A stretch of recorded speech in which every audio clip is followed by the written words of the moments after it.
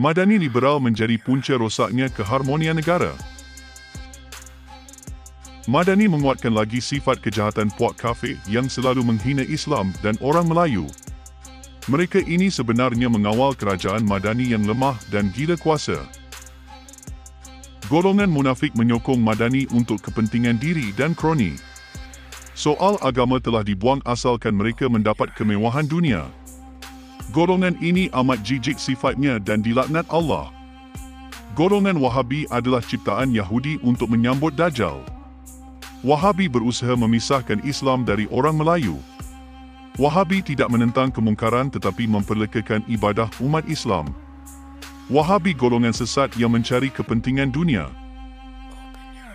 Banyak agensi kerajaan dan perseorangan yang menyokong Madani liberal. Mereka ini tidak bermoral dan amat kotor dan hina sifatnya. Kerana kemewahan yang mudah diperolehi, mereka ini sanggup menghalalkan cara yang haram bagi menutup kebiadaban kerajaan Madani. Mereka kini memilih sifat munafik dan kafir. Setiap hari pasti ada kebiadaban yang dilakukan oleh pihak ini.